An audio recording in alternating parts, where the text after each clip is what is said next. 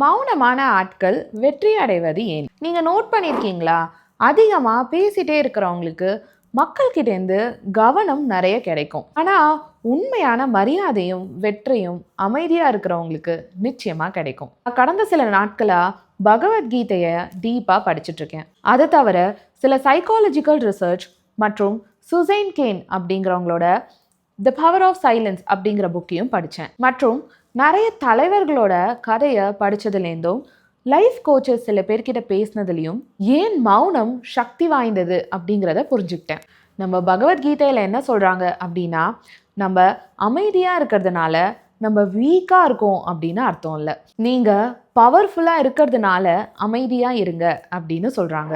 எப்படி நம்ம மௌனத்தை சரியான வழியில் பயன்படுத்தினா நம்ம லைஃபையே சேஞ்ச் பண்ணோம் அப்படிங்கிறத முழுசாக தெரிஞ்சுக்க இந்த வீடியோவை ஸ்கிப் பண்ணாமல் கடைசி வரைக்கும் பாருங்கள்.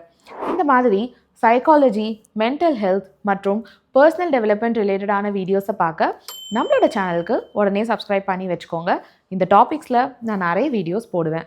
நானே முன்னாடிலாம் பீப்புள்கிட்ட நிறைய விஷயங்களை ஷேர் பண்ணுவேன்.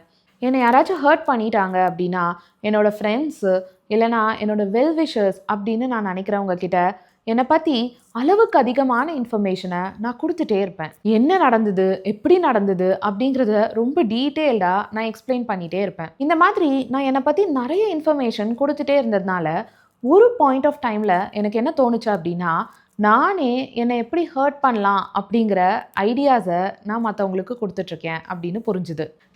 நம்மளை பற்றி ஓவர் ஷேரிங் பண்ணிகிட்டே இருக்கிறதுனால, இப்படி பேசிகிட்டே இருக்கிறதுனால மற்றவங்க எப்படி இருக்காங்க, என்ன நினைக்கிறாங்க அப்படிங்கிறத நம்ம அப்சர்வ் பண்ணவே மறந்துடுறோம். நம்ம கொஞ்சம் பாஸ் பண்ணி மற்றவங்களை கவனிக்க ஆரம்பித்தாதான் யாரெல்லாம் உண்மையாகவே நமக்கு நல்லது நினைக்கிறாங்க, யாரெல்லாம் நம்ம சொல்கிற விஷயத்தை வச்சு அதை மிஸ்யூஸ் பண்ணி நம்மளை ஹர்ட் பண்ணுறாங்க, இல்லைனா நம்மளையே பின்தலை பார்க்குறாங்க அப்படிங்கிறது நமக்கு தெளிவாக புரியும். நான் முன்னாடி லைஃப்பில் என்ன செய்ய போகிறேன், என் ஃப்யூச்சருக்கு நான் என்னென்னலாம் பிளான்ஸ் வச்சுருக்கேன் அப்படிங்கிறத பற்றி எல்லார்கிட்டையும் சொல்லிகிட்டே இருப்பேன். ஆனால் எதுவுமே என்னால் முழுமையாக கம்ப்ளீட் பண்ணவே முடியல. இப்போ ரீசெண்டாக சில லைஃப் புக்ஸ்லாம் படிக்கும் போது தான் எனக்கு புரியுது, இந்த மாதிரி நம்ம சொல்கிறதுனால ரெண்டு விஷயங்கள் நடக்கலாம். எல்லாரும் நம்மளை ஊக்குவிக்க மாட்டாங்க, எல்லாருக்கும் நம்ம வெற்றி பெறுவதில் விருப்பம் இருக்காது. நம்ம இலக்குகளை பற்றி வெளியே நம்ம பேசிகிட்டே இருக்கும் போது நம்ம ஏற்கனவே அந்த இலக்குகளெல்லாம் அடைஞ்சு விட்டோம் அப்படின்னு நம்ம மூளை நம்ப ஆரம்பிச்சிரும். எனவே நம்மளால எந்த விஷயத்தையும் செயலில் கொண்டு வரவே முடியாது. நம்ம செயல் மட்டும்தான் எப்பயுமே நம்மளை வெற்றிக்கு கொண்டு போகும், நம்மளோட வார்த்தைகள் கிடையாது. நியூசிலாண்டோட முன்னாள் பிரதமர் ஜெசிண்டா ஆர்டன் அப்படிங்கிறவங்க ஒரு தடவை அந்த ஊரில் டெரரிஸ்ட் அட்டாக் நடக்கும்போது உடனடியாக தனியாக போய் அங்கே இருக்கிற குடும்பங்களோட சோகத்தை அமைதியாக கேட்டாங்க. அவங்க அங்கே போய் எந்த ப்ரெஸ் மீட்டும் கொடுக்கல, எந்த ஸ்பீச்சும் கொடுக்கல. உலகம் முழுக்க இருக்கிற எல்லா தலைவர்களும் அவங்களோட அந்த காமான ஆட்டிடியூடையும் மற்றவங்க மேலே இருக்கிற அவங்களோட உண்மையான அக்கறையையும் பாராட்டினாங்க. அவங்க உடனடியாக கன் கண்ட்ரோல் லாஸை கொண்டு வந்து இந்த மாதிரி சம்பவம் நடக்கிறத தவிர்க்கிறதுக்கான ஆக்ஷன்ஸை உடனே செயல்படுத்தினாங்க. ஆக்ஷன் ஸ்பீக் லவுடர் தேன் வேர்ட்ஸ். உண்மையான தலைவர்கள் அவங்களோட பவரை அவங்க செயலில் தான் காட்டுவாங்களே தவிர அவங்களோட வார்த்தைகளில் இல்லை. அதனால் லீடர்ஷிப்க்கும் இந்த சைலன்ஸ் அப்படிங்கிறது ரொம்ப முக்கியம். பெரிய வெற்றியாளர்களை நம்ம எடுத்துக்கிட்டோம் அப்படின்னா, அதாவது ரத்தன் டாட்டா அவர்கள், சச்சின் டெண்டுல்கர் அவர்கள், சுந்தர் பிச்சை அவர்கள், நம்ம அப்துல் கலாம் அவர்கள், இவங்க எல்லாருமே அமைதியாக இருந்து அவங்களோட செயல் மூலமாக சாதிச்சவங்க. நம்ம மௌனமாக இருக்கிறதுனால நம்ம இன்ட்ரோவர்ட்ஸ், அதாவது நம்ம மக்கள்கிட்ட பேசவும் ஃப்ரெண்ட்லியாக இருக்கவும் முடியாது அப்படிங்கிறது அர்த்தம் கிடையாது. நம்ம பேசுகிற வார்த்தைகளை கவனமாக சூஸ் பண்ணி மற்றவங்களை கவனிக்க வைக்கிற மாதிரி பேச விரும்புகிறோம் அப்படின்னு சொல்லலாம். நம்ம கம்மியாக பேசினாலும் அது மற்றவங்களை ஸ்ட்ராங்காகவும் அவங்களுக்கு இதமாகவும் ஃபீல் பண்ண வச்சதுன்னா நம்ம வார்த்தைக்கு கண்டிப்பாக மரியாதை இருக்கும். அமைதியாக இருக்கிறவங்க எப்பயுமே அவங்கள பற்றி நிறைய விஷயங்களை தெரிஞ்சு வச்சுருப்பாங்க. மற்றவங்களுக்கு ரியாக்ட் பண்ணி அவங்களோட டைமை வேஸ்ட் பண்ண மாட்டாங்க. அந்த டைமையும் எனர்ஜியையும் சுற்றி நடக்கிற விஷயங்களை கவனிக்கிறதுலையும் தன்னை பற்றி பிரதிபலிக்கிறதுலையும் தன்னோட எண்ணங்களையும் தன்னோட பிஹேவியரையும் ஃபோக்கஸ் பண்ணுறதுல தான் அவங்க அந்த டைமையும் எனர்ஜியும் ஸ்பெண்ட் பண்ணுவாங்க. உங்களுக்கு என்கிட்ட பர்சனலாக கவுன்சிலிங் செஷன்ஸ் அட்டன் பண்ணணும் அப்படின்னு விருப்பப்பட்டீங்கன்னா கீழே இருக்கிற மெயில் ஐடிக்கு காண்டாக்ட் பண்ணுங்கள். நான் ஆன்லைனில் ஜூமில் பர்சனலாக கவுன்சிலிங் செஷன்ஸ் கண்டக்ட் பண்ணிகிட்ருக்கேன். நம்ம எப்பயுமே எல்லார்கிட்டையுமே உடனடியாக ரியாக்ட் பண்ணணும் அப்படிங்கிறது இல்லை. கீதையில் கூட என்ன சொல்கிறாங்க அப்படின்னா, எப்படி நம்ம இருக்கிற இடத்துல வானிலை மாறிக்கிட்டே இருக்கோ அதே மாதிரி நம்ம வாழ்க்கையில் சந்தோஷம், சோகம், பாராட்டு, அவமதிப்பு அப்படின்னு எல்லாமே கலந்து வந்துக்கிட்டே தான் இருக்கும். அடுத்த தடவை நம்ம ரொம்ப ஹர்ட் ஆகி இருந்தாலோ இல்லைனா ரொம்ப கோவமாக இருந்தாலோ ஒரு 2 அல்லது 3 நிமிஷத்துக்கு கண்ணை மூடிக்கிட்டு இது தற்காலிகமானது தான் அப்படின்னு நம்மளோட எமோஷன்ஸை நம்ம கடந்து போகலாம். மௌனமாக இருக்கிறதுனால நம்ம வெறுமையாக இருக்கோம் அப்படின்னு அர்த்தம் இல்லை. நமக்குள்ளே இருக்கிற அந்த புரிதலும் அந்த அமைதியும் தான் நம்மளோட பலமே. நிறைய பேசுகிறவங்க ஏன் அந்த மாதிரி நிறைய பேசுகிறாங்க அப்படின்னா, மற்றவங்க கிட்ட அவங்க நல்ல பேர் எடுக்கணும் அப்படின்னு அவங்கள பற்றி அவங்க பேசிக்கிட்டே இருப்பாங்க. மற்றவங்கள பற்றி யோசிச்சு நமக்கு என்ன வேணும் அப்படிங்கிறதையே அவங்க மறந்துடுவாங்க. நம்ம எப்போ அடுத்தவங்க நம்மளை பாராட்டிகிட்டே இருக்கணும் அப்படிங்கிற எண்ணத்தை விடுறோமோ அப்போ தான் நம்ம மனசுலேயும் அமைதி வரும். நம்ம இப்போ சில பேரை பார்த்தோம் அப்படின்னா, ஒரு விஷயத்துக்கு அவங்க நோ அப்படின்னு டைரெக்டாக சொல்கிறதுக்கு பதிலாக அதுக்கு நிறைய எக்ஸ்பிளனேஷன்ஸ் கொடுத்துட்டே இருப்பாங்க.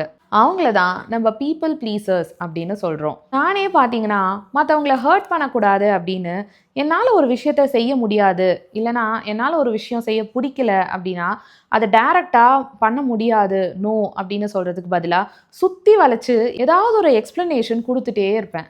எனக்கே கொஞ்ச நாளுக்கு அப்புறம் தான் புரிஞ்சுது, நம்ம இப்படி நிறைய எக்ஸ்பிளனேஷன் கொடுக்கறதுனால, நம்ம சுற்றி வளைச்சு பேசுறதுனால மற்றவங்கள குழப்பி தான் விடுறோம் அப்படின்னு. இந்த மாதிரி நம்ம பண்ண மக்கள் நம்மளோட வார்த்தைகளை மதிக்கவே மாட்டாங்க.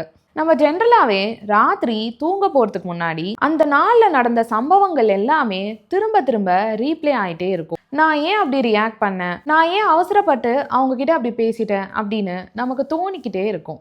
இதை நம்ம அவாய்ட் பண்ண தான் நம்ம பவர் ஆஃப் சைலன்ஸ் பற்றி புரிஞ்சுக்கணும். எந்த மாதிரி சூழல்களில் நம்ம அமைதியாக இருக்கணும் அப்படின்னா, ஒரு விஷயத்தை பற்றி நமக்கு முழுசாக தெரியாது அப்படின்னா அங்கே அதிகமாக பேசுகிறத விட அமைதியாக இருக்கிறதே நல்லது. ஒருத்தங்க அவங்க கஷ்டத்தை நம்மக்கிட்ட சொல்லும்போது நம்ம அதிகமாக பேசுகிறத விட அவங்க என்ன சொல்கிறாங்க அப்படிங்கிறத கேட்டாலே அவங்களுக்கு அது உதவியாக இருக்கும். நம்ம என்ன சொன்னாலும் அதை ஏற்றுக்கிற மனநிலையில் இல்லாதவங்களோட நம்ம பேசும்போது அமைதியாக இருக்கிறதே நல்லது. இப்படி நீங்கள் ராத்திரி முழுக்க நம்ம ஏன் அவங்கக்கிட்ட அப்படி பேசணும், நம்ம ஏன் அப்படி ரியாக்ட் பண்ணோம் அப்படிங்கிற மாதிரி யோசிச்சுட்டே இருப்பீங்களா? ஆமாம் அப்படின்னா கீழே கமெண்ட்டில் எஸ்ன்னு டைப் பண்ணுங்கள். நான் மேலே சொன்ன விஷயங்களெல்லாம் ஃபாலோ பண்ணும்போது ஓவர் டாக்கிங் பண்ணுறதுனால வர பிரச்சனைகளை நம்மளால் அவாய்ட் பண்ண முடியும். இது நம்ம சுயமரியாதையை மெயின்டைன் பண்ணவும் ஹெல்ப் பண்ணும். அமைதியாக இருக்கிறவங்க அவங்களையும் மற்றவங்களையும் சரியாக அப்சர்வ் பண்ணி கரெக்டாக புரிஞ்சு வச்சுருக்கிறதுனால அவங்க ஐடியாஸ் எல்லாமே க்ரியேட்டிவாக, கிளியராக, இனோவேட்டிவாக மற்றவங்களுக்கு பயனுள்ளதாக இருக்கும். நம்ம மைண்டும் அடுத்து நம்ம என்ன சொல்ல போகிறோம், நம்ம என்ன பேசணும் அப்படிங்கிறத பற்றியே யோசிச்சு ஸ்ட்ரெஸ் ஆகாமல் மற்றவங்களோட மனசை ரீட் பண்ணி அவங்களோட ஒரு நல்ல ரிலேஷன்ஷிப்பை பில்ட் பண்ண ஹெல்ப் பண்ணும். மற்றவங்கள பேச விட்டுட்டு நம்ம கவனிக்கும் போது நம்மக்கிட்ட அவங்க கம்ஃபர்டபுளாக ஃபீல் பண்ணுவாங்க. நம்மளை பற்றி அவங்க பாசிட்டிவாகவும் ஃபீல் பண்ண ஆரம்பிப்பாங்க. நம்மளால் சில விஷயத்தில் பேச முடியும் அப்படின்னாலும், நம்மளால் ப்ரூவ் பண்ண முடியும் அப்படின்னாலும், இந்த ட்ராமாவெல்லாம் தவிர்க்கிறதுக்காக நம்ம அதுலேருந்து ஒதுங்கி வரோம்ல, அதுவே ஒரு மிகப்பெரிய பவர் தான். நம்மளோட உண்மையான சக்தி எவ்வளோ சத்தமாக பேசுகிறோம் அப்படிங்கிறதுல இல்லை, நம்மளால் கஷ்டமான சுச்சுவேஷனில் எவ்வளோ காமாக ஹேண்டில் பண்ண முடியுது அப்படிங்கிறதுல தான் நம்மளோட பவரே இருக்குது. மௌனம் அப்படிங்கிறத தான் கடவுளோட மொழி அப்படின்னு சொல்கிறாங்க. நம்ம இந்த மாதிரி மௌனமாக இருக்க பழக கவலைகள் மறையும், பதட்டம் குறையும், நம்மளோட மனசும் ஒரு நிலைக்கு வரும். உண்மையான பிரார்த்தனையும் சுய முன்னேற்றமும் அமைதியான இடத்துலேருந்து தான் ஆரம்பிக்குது. இறைச்சலாக இருக்கிற இந்த உலகத்தில் அமைதி காப்பதே ஒரு புரட்சி தான். அமைதி வெறும் வெற்றிக்கு மட்டும் இல்லாமல் நம்மளோட மென்டல் கிளாரிட்டிக்கும் ஹெல்ப் பண்ணுது. எந்த இடத்துல மௌனமாக இருக்கணும், எந்த இடத்துல தெளிவாக பேசணும் அப்படிங்கிறது நமக்கு தெரிஞ்சாலே நம்ம வெற்றிக்கு அது ஒரு நல்ல அடித்தளமாக அமையும். நம்ம தினமும் இரவு நேரம் அமைதியாக அர்த்தமுள்ள உண்மையான வாக்கியங்களை எழுதி பழகும்போது நம்ம மனசு நிறைவாகவும் அமைதியாகவும் இருக்கும். நம்ம அமைதியாக இருக்கும்போது உலகத்தில் உள்ள ஆழமான உண்மைகள் எல்லாமே நம்மளுக்கு புரிய ஆரம்பிக்கும். எப்பவும் கவலைப்படாமல் இருக்க 10 பழக்க வழக்கங்கள் அப்படிங்கிற தலைப்பில் நான் ஒரு வீடியோ பண்ணியிருக்கேன். அதுக்கான லிங்க்கையும் இந்த வீடியோவோட ஃபஸ்ட்டு கமெண்ட்டில் பின் பண்ணியிருக்கேன். கண்டிப்பாக அதை செக் பண்ணி பாருங்கள். உங்களுக்கு ரொம்ப பயனுள்ளதாக இருக்கும் அப்படின்னு நம்புகிறேன்.